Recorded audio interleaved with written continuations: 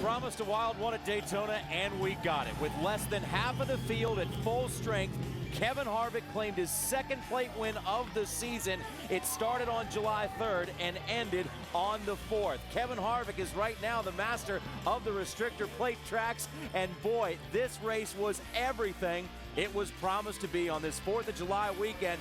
That really doesn't match the fireworks that we saw actually on the racetrack. Welcome, everyone, to NASCAR Victory Lane, fueled by Sunoco. Here in Victory Lane at the famous Daytona International Speedway, Kevin Harvick is here once again, and Happy Harvick is smiling after another Daytona victory. I'm John Roberts alongside of race car driver Kenny Wallace, crew chief Jeff Hammond, and I have just one question for you guys right now. Who's wearing the fire suit? Kevin Harvick got the fire suit back from his wife. He said, honey, give me the fire suit. And he wore it with pride. All I can say is, guys, he made it a statement the other day. It was time to start winning races. Well, tonight they did it. Bonus points for the 29 and continues to hold the lead. Now, not that it really matters, but by virtue of the rained-out qualifying session and Kevin Harvick leading in points, he did start out the weekend very well with the pole position, but he made the most out of that starting spot. I mean, incredible patience all night long. There were so many times that Kevin Harvick could have taken this lead. I'm like, go now, go now. Harvick, he taught us all at Talladega 3-4 months ago, Jeff. He just stayed there and steady, no wild moves all night. Well, the thing about it, too, guys, remember, he was the guy who won the first restrictor plate race with the new spoiler configuration at Talladega. Tonight, he backs it up by doing what he did. This was NASCAR's version of overtime, the final restart, the first green-white checker, possibility of 3. But watch what happened on this one. Boy, the shuffling that went on. Jeff Gordon goes high, takes a spot away from Boyer, and Harvick's that is what gave Kevin Harvick the clear shot out of there. I think he thought really that 24 would stay hooked to the 33, and they'd have a drag race down the back straightaway. But when Jeff did that, he opened the door for Kevin Harvick to drive away. Because it was a green-white checker, Jeff Gordon said, I have to do it right this second. Wow, did it shuffle things up here. But how about Casey Kane and that Ford? And a Ford, Kenny Wallace, coming close. And I believe you gave him a lucky penny on trackside Friday night. That's right. Both these guys on our trackside show Friday night, Kevin and Casey Kane. Hey, you know what, Jeff? The rest of the field needed a lucky penny because we saw so many great race cars getting taken out of this race along the way. And we're not done yet, Jeff. Here we go into turn 1. And there they are right there, Kevin and Delaney. He's got the fire suit back from his wife. I think she's still got hers on now. I think they're matching. That's what it's all about. Big hug right there from Richard Childress. And the second time this weekend, Richard Childress is celebrating in Victory Lane. Of course, there was a big win with Dale Jr. in the Nationwide race, driving that number 3 car. And how about Kevin Harvick right now? He is making a statement. The wins are so important right now because of the bonus points when we go to the chase format. Now Kevin Harvick has 10 more because actually if we started the chase right now, he wouldn't have the lead anymore, and he wants to hold on to that thing. No, he wants to hold on to it, JR, but I think Kevin understands consistency, getting himself in a position to where when they start the chase, you can turn up the wick and be able to win some races even then. I think Kevin and Gil Martin and Richard Childress, they're very content right now to do what they're doing. And let's face it, guys, they're getting ready to go to a couple more racetracks like Chicago where Kevin runs really well. These RCR guys, they're for real. Well, we have a big Victory Lane show for you here. We have a wild wreck involving almost half of the field. We'll show you exactly how Kevin Harvick got it done, and we'll talk to the victorious owner, Richard Childress. NASCAR Victory Lane is fueled by Sunoco, the official fuel of NASCAR. Put the fuel of NASCAR in your car. And brought to you in part by eHarmony. Are you ready to fall in love?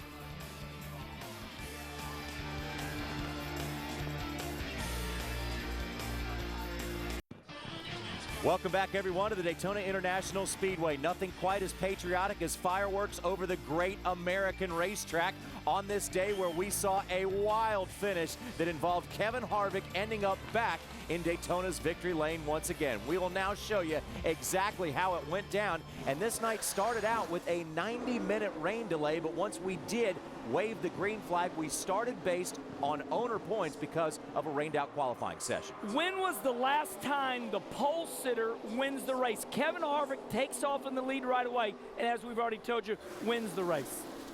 But the thing is right now, guys, what we saw, this was a different racetrack. It had no rubber on it. The guys that weren't used to far as being this cool. But to me, Kevin Harvick and Kenny, you pointed it out. He showed a lot of patience. When he was out front and the car was good, he stayed out there. But as soon as it got a little bit free, which took about 12 to 15 laps, they had to work on it. I think Gil Martin and that entire Pennzoil crew, they did a great job of keeping up the racetrack all night long. And I mean, this 24 would not let him go. I mean, he was on the outside. Kevin would not give the bottom lineup tonight. He said, if you're going to pass me, do it on the outside. He says, go on around the outside, Jeff Gordon. Remember something, JR. Who raced Friday night in the new Nationwide car? Kevin Harvick. So he had a little bit of insight, I think, of what this car and what this track was going to be like. So I think it really helped him here tonight. Some race fans often forget how good of a plate track racer Elliott Sadler is. He led a lot of laps tonight, has a great finishing average out here, so a lot of eyes were on the 19 to begin with. Oh, and Elliott needed that big time. Here we are, 3 wide, the 18 car. On the inside, Kyle and Kurt Busch, 2 brothers going after the leader. Looky here, Harvick is still leading on about lap 10. He's saying, what are you doing back there? I'm up here leading all by myself. He got caught in the middle right there, Kenny, and early on when cars got loose, you couldn't stand to be in the middle. You had to get out of the throttle. Little brotherly love going on at the front of the pack here as we have the 2 Busch brothers doing battle for the lead. But guys, take a look at this right now and don't get used to seeing it. This is a full field of 43 cars racing on this track. Are you trying to tell us something, JR? It is not going to last long. Are you trying to tell us something? It is called foreshadowing, and we see another foreshadowing of things that were not to come was Sam Hornish in the number 77 led some laps, but it wouldn't work out well for him tonight. But the Penske cars, including Sam Hornish and Brad Keselowski, they were up close to the front all night long and looked like for a while that number 2 car had a shot at winning. And Kenna Wallace, how about some green flag pit stops? One thing we're looking at is the front tires locking up, meaning we have front tires look on, off. He's modulating the brake pedal, making sure he doesn't blow the tire out. But 3 Penske cars pitting at the same time. They want to stay hooked up right there. You see the 31 right here, Jeff Burton. Oops. He overshoots his pit, has to back it up, cost him a bunch of time. I must say that the pit road is kind of dark here at Daytona, so it's easy to overshoot your pits. Miscue by the number 2, too fast exiting pit road, so we had a little pass-through penalty. Hey, wait a minute now, Kenny. Does that mean that it's too dark for pit road? You can't see your tachometer leaving? Well, that's, yeah. Come on, driver. Well, we're talking about, Jeff Burton missing pit road. But this didn't hurt him because that was under the caution, so he was okay. Allmendinger spins out. We'll take another look here. But he was trying to miss Kyle Busch in the 18. Now look here. Look up in the corner. Okay. He tries to miss the 18 of Kyle Busch and wrecks himself. Wrecks himself right there. Gets the 43 car into that inside safer barrier. Knocks the rear clip down on that 43. And a lot of pressure driving the number 43 car here at Daytona because when Richard Petty was driving the number 43, he won here 7 times. A.J. Allmendinger really wanted to put that thing back into victory lane. Well, I think what surprised me tonight was here we are, we're trying to log laps. The sincerity of these drivers on lap 40 when we have such a long way to go. So sometimes I question, why are we making it 3 wide here when we have over 100 laps to go? Race fans, we promise you, you do not want to miss the second half highlights of this 400-miler here at Daytona. And also when we come back, we will also be joined by Kevin Harvick. They call the man happy, and he has a lot of reasons to be happy tonight.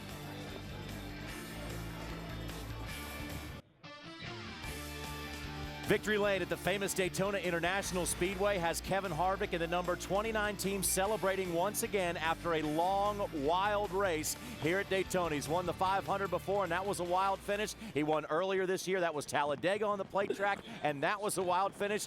But get set for this one, guys. We go back to highlights, picking up the second half of this Coke Zero 400. And again, there's still plenty of cars left on the racetrack. Yeah, there still are so far. You see the 24 right there, Jeff Gordon. He's leading, being followed by the guy had a hot hand for a while, and that was Denny Hamlin. And we're going to start wrecking now. It's time. The 42 and the 18. Look here. 42 comes down on the 18. 18's coming up. This was a perfect storm. The 18 of Kyle Busch says, oh, it was my fault. But let's take a look at this right here. Okay, both of them.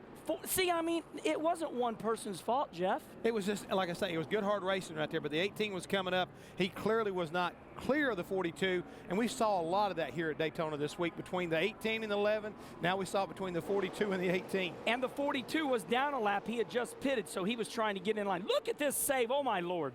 Matt Kenseth goes for a slippery ride on the high banks of Daytona here and saved it. Did a great job, but we're not done. We're not yet started wrecking, really. If you look at it, the 6 of David Reagan, well, it's tough luck. Wow. And JR, we saw this a lot because on Thursday, this 6 car got caught up in a wreck with the 18, had to go to a backup, but he was loose all weekend long here at Daytona, and right there at the end, he cost himself as well as Jamie McMurray and Mark Truex Jr. an opportunity to finish this race.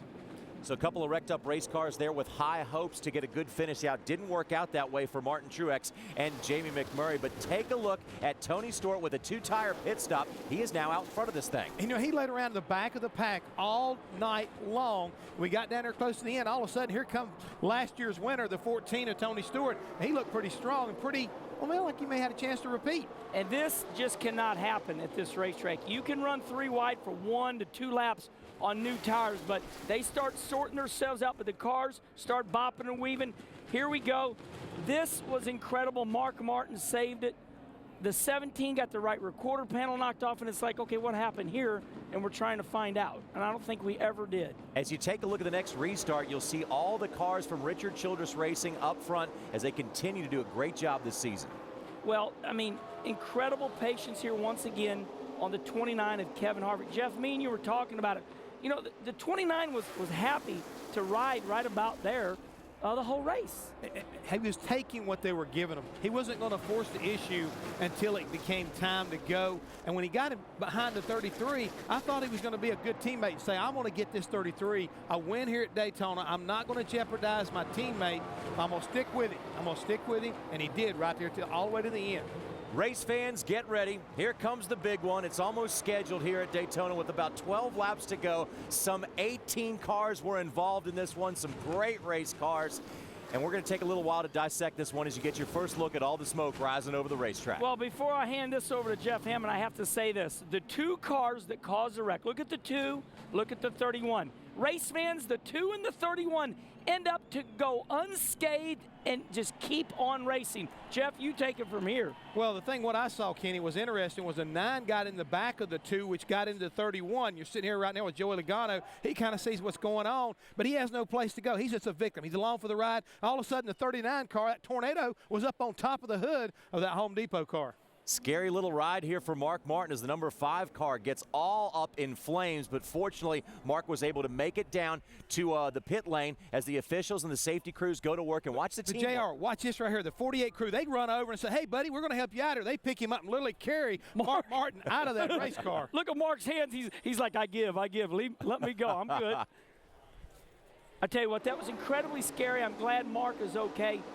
It's fun now, but boy, I tell you what, it was really scary at the time. Not too many cars left out here as we go back to a restart once again, and the 33 of Clint Boyer was leading. Hey, we got a little heat race going on right now, but we're still not done. Oh, no, we're not done yet. And again, everybody says, well, this must be the last restart of the night. It's not. You see the 99 of Carl Edwards. He's right there digging. He gets shuffled back, and all of a sudden, here comes the Chevrolets. Boom. Boom, the 29 bumps the 24 to the lead, and it's like, what's going on here? So wait a minute, I'm going to take care of my running mate right here. I'm going to get right in behind my teammate, and he's going to push him back up by that 24. But that 29 has got incredible knack. He has the knack to know when to go and when not to go. So look, he gets it back here. Let me tell you what else he's got. He's got a pretty incredible engine in that number 29. And I'm hearing that these Childress motors have been dynoing as good as anybody. Here's another big wreck. Hang on. 77 of Sam Hornish, who had a great run going. Elliott Sadler had a great run going, but it ended in a bad way, and Richard Childress said, man, can we just keep on racing and quit having these cautions? So close. He knew he was close. Elliott Sadler very mad at, just the whole situation. Understandably so. He had a great run going. All night long, got that close right there and got victimized. Here's the restart, guys, that really set the tone for how this race wound up finishing. And Jeff Gordon says, I got to go right now because there's only 2 laps to go. If anybody knows how to get it done on the plate tracks, it's Jeff Gordon. With 12 victories to his credit, he leads all active drivers, and that's got to be a nervous feeling for a guy like Clint Boyer to know that the 24 is chasing you down. And you know, Jeff, he has no help. He's all by himself. All his teammates are out of the race. Jimmy Johnson and Mark Martin, and where he's looking for Dale Jr., but Jr.'s right there.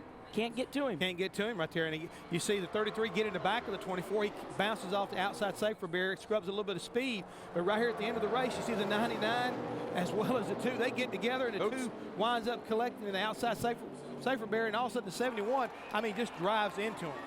Here is the checkered flag as Kevin Harvick comes around to take yet another plate victory this year, yet another one away from Daytona. And you know what a happy weekend it has been for Richard Childress as his drivers dominating the points, gets another victory here on a plate track this season. A lot of reasons to smile, a lot of reasons to be happy Harvick tonight in victory lane. Let's take a look at the results, see where everybody finished up.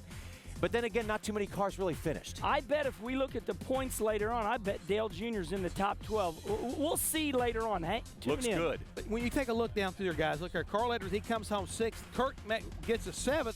But that 71 that ran into the 2, well, he still finishes in the top 10. Mike Bliss, Scott Speed, good runs for these teams. Great runs for those teams, especially the guys that were safe all night long and came out with a good finish. Great to see Steve Park's name back beside a car number in the running order. Career finish for Kevin Conway, bopping and weaving down to around 34th, 35th in the points. This is really going to help that team. Sam Hornish and Elliott Sadler, 21st and 22nd, not indicative at all of where those 2 cars ran all night long. You got to give an attaboy to the 14 crew and the 39. They had some tore-up race cars. They got those cars repaired and came back out and got them some very valuable points. Jimmy Johnson, 31st. Don't see that too often, but he was caught up in that big one. But, we talk about this all the time. When you come to Daytona, Talladega, you can't count points until the checkered flag falls. Kyle Busch all the way back in 40th. He was leading the race at the time, felt that he had a very strong race car, but was not able to hold on, ended up 40th. That's going to hurt for Kyle, but nonetheless, he is still having a championship caliber season. Now, this race was so wild, we're going to wait a minute to give you the points because they haven't sorted them all out yet, but we'll be back with those and also be back with the big winner. We'll show you one of the happiest guys in the country right now.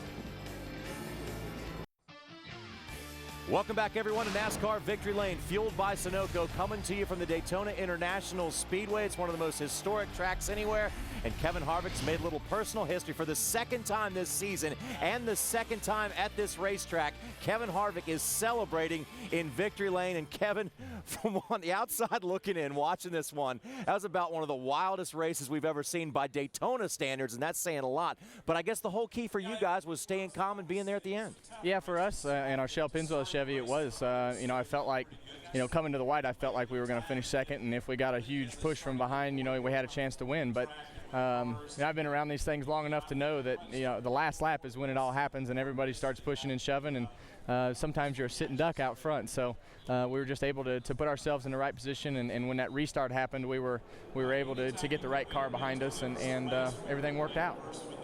Kevin, to me, one of the best calls of the night had to have been 4 tires right there at the end. I mean, you guys came in, you got your 4 tires. Gil Martin said, I'm going to give you an opportunity to drive that car wherever you need to and not gamble on 2. Yeah, for us, we had the first pit stall. And I knew that a lot of those guys were torn up behind us. And I know the 88, and he's going to come get tires because that's just how they race. They race a lot like us. You got to have tires on the car. The 24 is going to come get tires.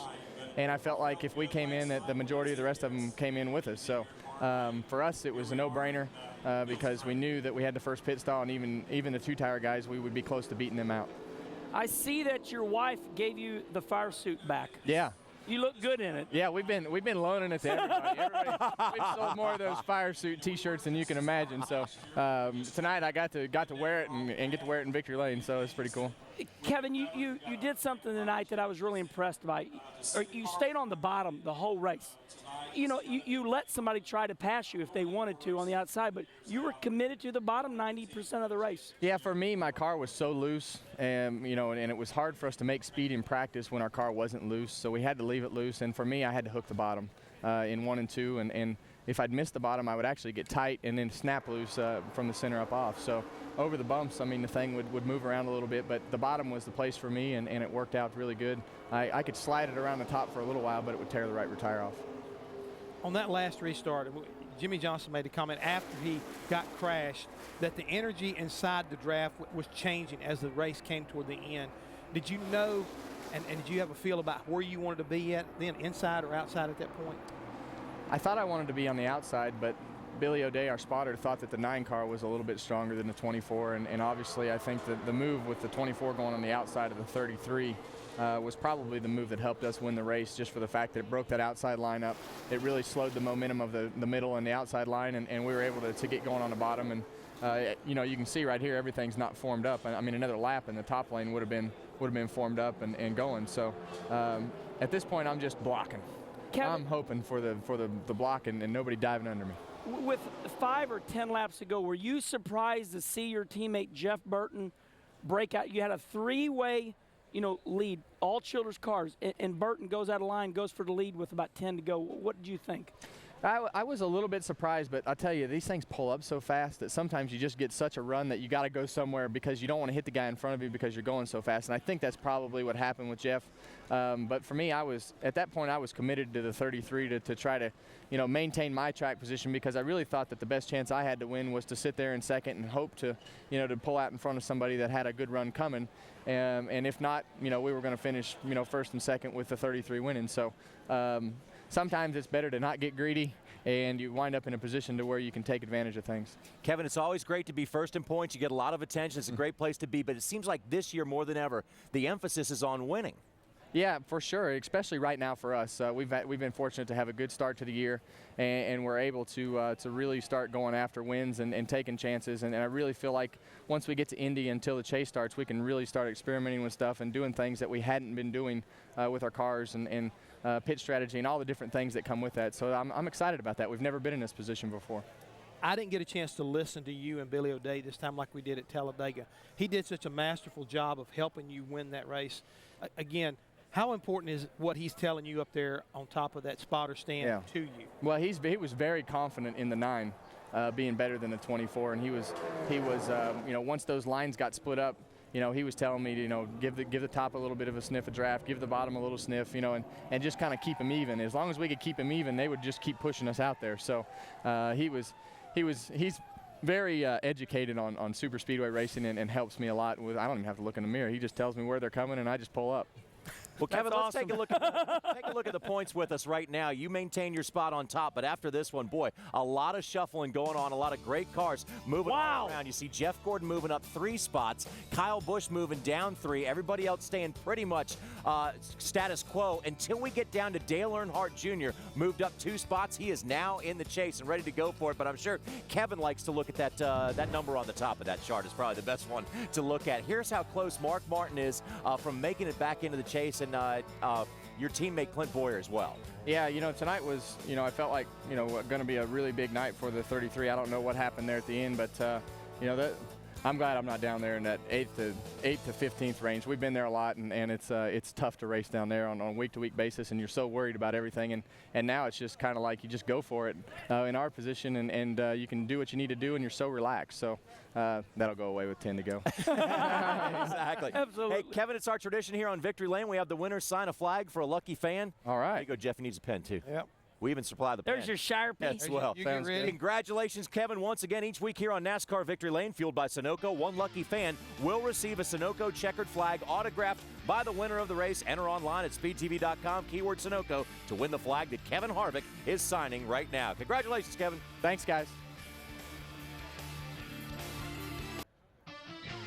The Daytona International Speedway has always been a very special place for Richard Childress Racing. Welcome back, everyone, to NASCAR Victory Lane, fueled by Sunoco. And this weekend, it seemed like all cylinders were clicking for Richard Childress. The big win in the nationwide race. Then you come back here with all your cars figuring in all night long in this one. And finally, Kevin Harvick gets the victory. What a nerve-wracking ride it must have been for you, Richard. Someone, Will Lynn, texted me and said, "Are you going to fall off of the roof?" I was on the roof up here. I said, "I may jump." So it was really cool to see all 3 of them up there racing. Anything can happen on these restrictor plate races, as you've seen tonight. So, yeah. Who's that guy? Friend of mine. But what got me there, I said, "Where was the white flag when Clint?" And he said, "I don't know, man." But it was neat to see our cars run, and congratulations to Shell Pennzoil and Kevin Harvick and that whole race team for everything they did, and the whole RCR. I'm just proud of them. Well, the thing is right now, Richard, it looks like you guys, not only are you back, you are showing some of the strongest engines that we've seen in recent years, because you won the Daytona 500 with an engine in the one car. You won Talladega. You come back here, Daytona, you win again. I mean, come on, man, you got some steam underneath that hood. Yeah, I'm really proud of what our guys at ECR is doing. They building a great engine. They don't get the credit sometimes they deserve. So I'm just really proud of what we've been able to do. And our short track program's picked up, our mile-and-a-half track. So I'm really proud of all the guys, Richie Gilmore, all the guys down at ECR has just done a phenomenal job. Richard, I'm looking up there with 10 to go, and I'm thinking, Richard Childress has to feel like he's Rick Hendrick. You had all your cars 1, 2, 3. I mean, you had to feel like, darn it, it's finally my time. Yeah, it was. And then you're sitting there and you got all three of them up there, and you see Jeff Gordon and Kurt Busch and some of these guys. You said, now, are we going to give this thing away on the last lap? But I really felt good. Felt good in Winter Circle last night with Dale Jr. I just had that feeling that we might get back in tonight, and we were here. I mean, right there, you take a look at that Wrangler number 3 car. I mean, again, I was sitting in the room watching that race, and I got goosebumps too, and seeing you in victory lane and seeing Dale Jr. kind of like just taking it all in. The fans were great. He was great.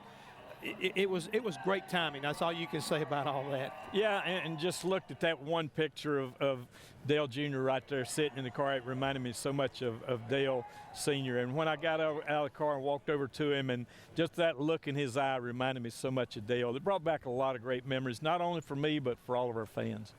The one thing I want to know right now, you're down to 3 teams this year, and it just seemed like it's changed everything from a year ago when you had 4. I know it was tough to lose that team, but has it really meant that much of an improvement overall?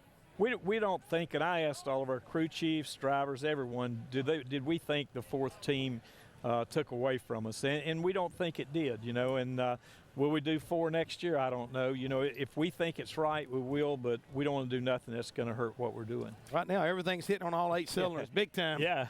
And Richard, you've won so many championships before, but it seems to have changed so much with the new format and everything. How much more difficult or how much different is it to win the championships in this day and age as it was when you won so many?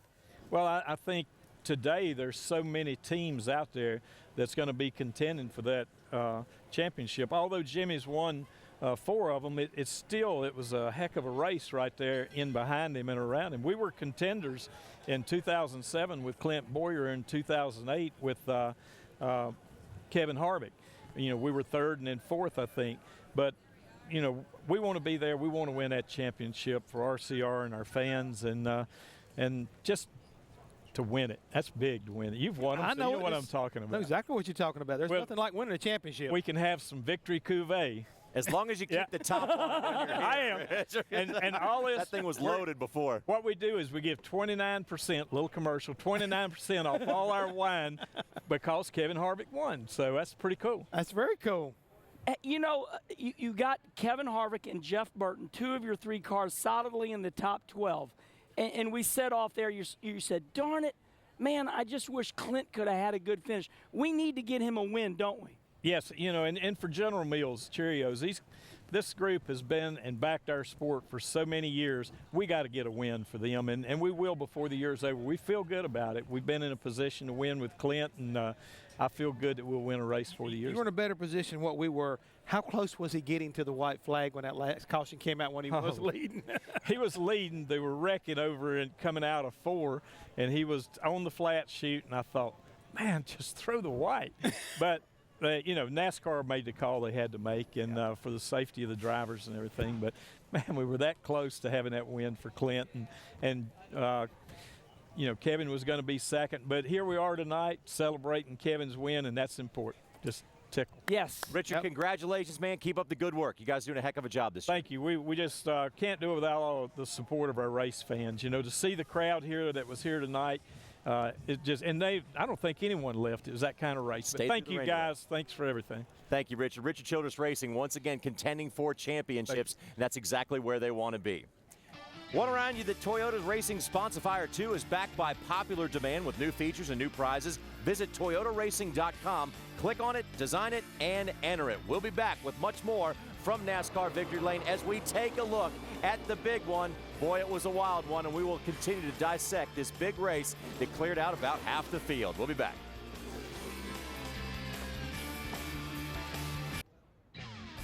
Just about anything could have happened tonight at the Daytona International Speedway. It was a rain-delayed race by about 90 minutes, but in NASCAR Victory Lane, fueled by Sunoco, we saw the 29 of the 29 of Kevin Harvick celebrating in Victory Lane, but it was Jeff Burton who once again had a shot at winning this race. Been 58 races since Burton has won, but he came close once again. Let's go to Randy Pemberton.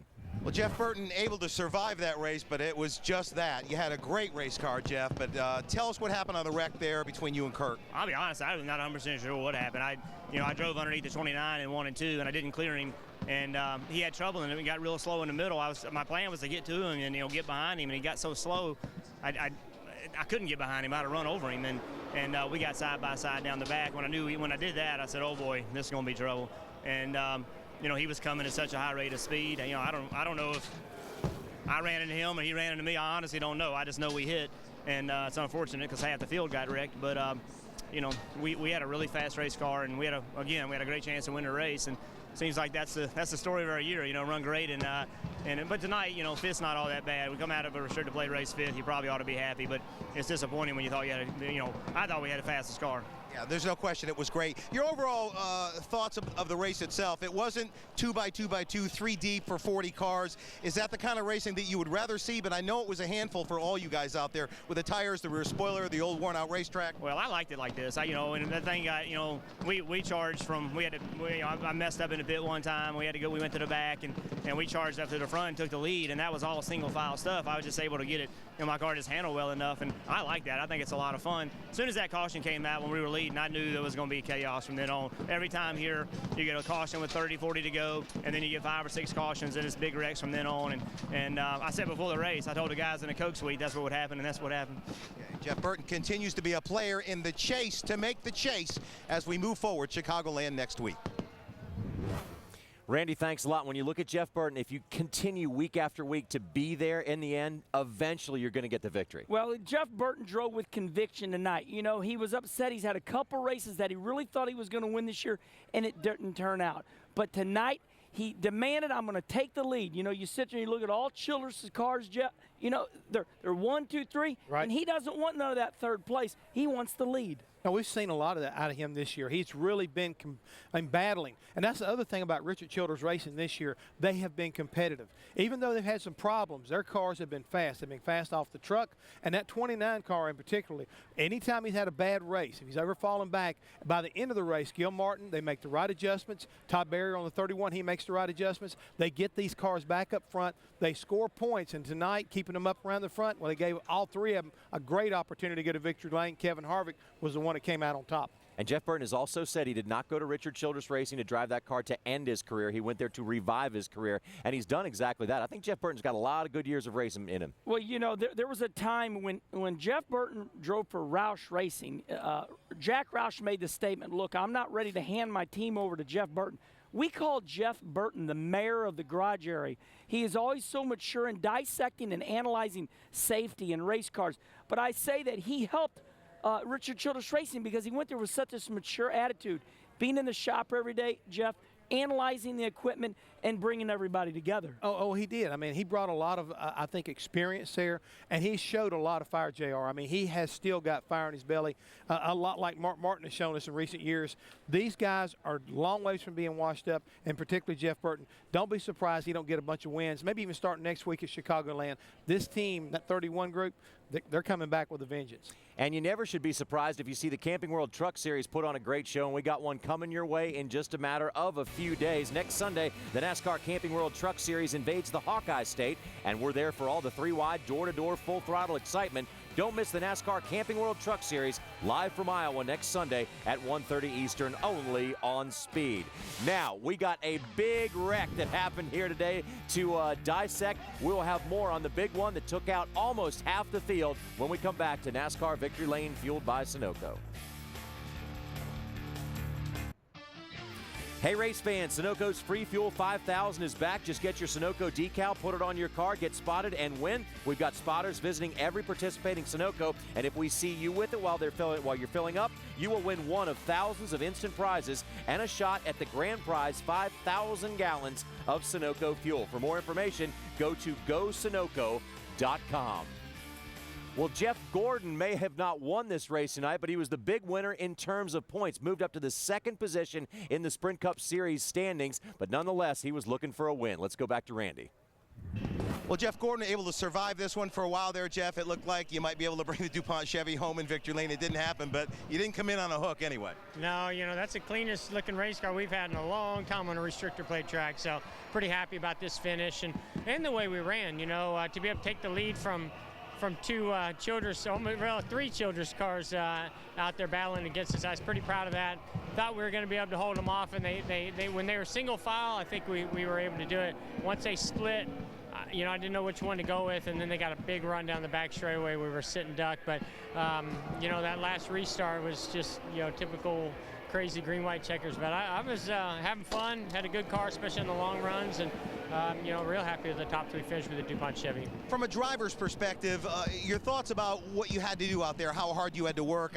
I'm talking to everybody about the track being worn out, the tire combination, perhaps the rear spoiler. How hard did you have to work to make sure you didn't just pile that thing on the wall at any given moment? Well, my favorite part of the race was the first half, where, you know, I don't know if that was the most exciting for the fans, but for the drivers, you know, you're driving the car, you're sliding the car, the team plays a role in how the car is set up, and the pit stops on the green. I mean, to me, that's my favorite type of racing here at Daytona, and that's, you know, and it showed. We would move to the front on those longer runs, but you always know these days it's going to come down to, you know, short runs, and you know, I think we did a pretty good job with that as well. So it's wild, it's crazy, you know, you try to do your best to miss everything, and we did a good job doing that tonight, whether it's just luck or whatever. But you know, most of these races like this are just about survival and keeping yourself in position at the end. Got to be optimistic about a win right around the corner. The performance has been great.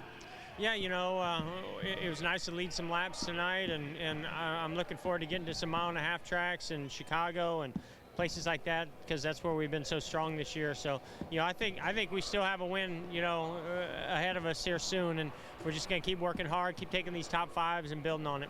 All right, Jeff Gordon solid here tonight in the Coke 0400. Optimistic about a win here in the coming weeks, and he is solidly implanted in the chase. Randy, thanks a lot. You know, that tells us once again the importance of winning this year. Although Jeff Gordon is doing great in terms of consistency, he's second in points. When we start the chase, if he doesn't get any wins, he's going to be competing guys with 50 bonus points, 20 bonus points, 30 bonus points. There's a lot of guys with the wins that are going to have the bonus points. You know, I hate to say this. I think we make too much of an emphasis on having 50 points on somebody like Jeff Gordon. I think that's something you can overcome real easy if you've got a good race team and can get a couple wins when it counts the most in the chase. But coming in here this weekend, that 24 car, he was good not only in the race tonight, but he showed his hand early on. He was good in the 5-lap run, the 10-lap average, and the 15-lap average in practice sessions. So we knew this 24 car was going to be a contender. You know, I'm sitting there listening to Jeff Gordon's interview, and, you know, I started running the Cup Series with him in 1993, and it dawns on me just every week just how great this 4-time champion is. You know, he may not be winning races, but every week he's there, and he's had some races won this year. He is a true race car driver. You know, I mean, he's got so much experience now, and now he's 40 years old or so, or close to it, getting gray and still running in the top 5. He's not that old. What is he? What is he? He's not 40 yet. He's close. He's getting close. But my point is that he's a true champion. He is. And every week he's right there just beating on the door. You know, he's had some races won this year and just didn't turn out. Well, the thing is about Jeff Gordon is that he still wants to win. He still wants to wind up getting a championship, you know, to kind of like extend his legacy, which has already been pretty much set. And I think that we still have a lot to come from this team, because these are the kind of runs that gets Jeff motivated. And I think Steve Letarte and everybody on that 24 car right now, they're clicking. He's showing a lot of aggression and not willing, you know, to back off. I mean, think about Infineon a few weeks ago. Hey, if you were in his way, he was coming through you or over you or whatever. He was going to get around and get some points. I know he made some people upset, but at the same time, he's showing that he's still got a lot of fire in that heart. All right, a lot more racing left to come from all of those guys who we call veterans of the sport. And want to remind you that tomorrow night, only one NASCAR show delivers the drivers, crew chiefs, and the latest news and information and analysis from the epicenter of the NASCAR nation. It's the Race Hub, and we have David Rudiman, Greg Biffle, Kevin Conway, and Kevin Harvick talking on the Race Hub. And when we come back, we will continue to break down what we call the big one. It was very costly to several race teams. We'll tell you exactly why when we come back to NASCAR Victory Lane, fueled by Sunoco. NASCAR Victory Lane is fueled by Sunoco, the official fuel of NASCAR. Put the fuel of NASCAR in your car. And brought to you in part by Goof Off, the miracle remover. Goof Off gets out the tough stuff ordinary cleaners can't. Welcome back, everyone, to the Daytona International Speedway. It is late in the evening, but we saw a wild race along the way. There was plenty of wrecking going on, and let's now hear from some of the drivers who were involved in some of those wrecks.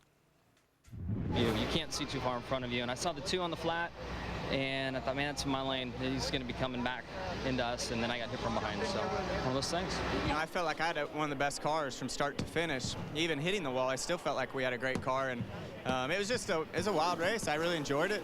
I don't know if the tires were wrong or not, but I thought it was pretty exciting. All I saw was smoke and cars on top of me, cars over there, cars everywhere. So I don't know. What am I supposed to do? You know, I mean, it's not much you're able to do when you see a wreck like that in front of you, and you're along for the ride, man. It stinks for the Home Depot team. You know, we need points right now to get into the chase, and we gave up a lot tonight. You know, it's just good, hard racing. I don't know how it all developed. I was on the outside lane. We were coming to the white, which everybody's racing hard, and I got tapped into left rear, and luckily it didn't end our day. We were still ready to go out there and getting some more wrecks, I guess. Now, you got to say one thing about Kurt Busch. He kept getting wrecked, but he kept coming back out. And this was so costly to some of the drivers that are in the chase right now and some of the drivers that were trying to make the chase, because for a lot of guys caught up in that big one, Jeff, it just erased all hopes. It really did, JR. And the thing is, you know, so many guys battled all night long to get in a position to be around at the end to get caught up in that late wreck. And that's part of what restrictor plate racing is all about. And, Kenny, you and I were talking about the two-car. And what did you say about him? He's like the little weeble wobble. He's the weeble wobble that won't fall down, and you said he's the just like the ever-ready bunny. He just keeps on going. So now we got to keep on going. We got to leave here from Daytona, repair some race cars, and go to Chicago. Well, tonight was a big game changer. We said it would be. Instead of a 100-point lead for Harvick, 200-point lead, 100-point swing tonight, Jeff. The thing is, right now, JR, you got guys like Kevin Harvick, different type of strategy, what they can do, and you got other guys that are trying to get up inside that top 12 and what they're going to need to do with these races starting to wind down. Well, it is always a wild one when you come to Daytona, but this one was a little bit wilder, even by Daytona standards. Want to thank everybody at the Speedway here for being so hospitable to us. Now let's take a look at some of the fun we had along the way. So long, everybody.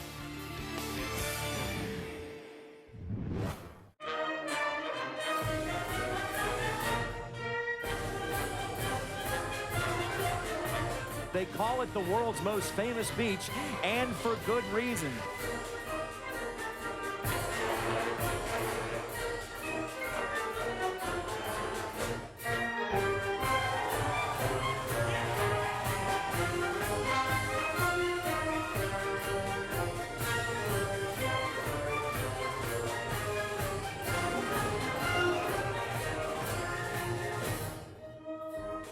The Daytona International Speedway opened in February 1959. There have been 126 races here. 632 drivers have challenged the high banks. Just 54 have stood victorious in victory lane. We want to once again thank our men and women in the American Military Services that give us our freedom so we can go racing every weekend, and also want to thank Daytona International Speedway for hosting us this weekend.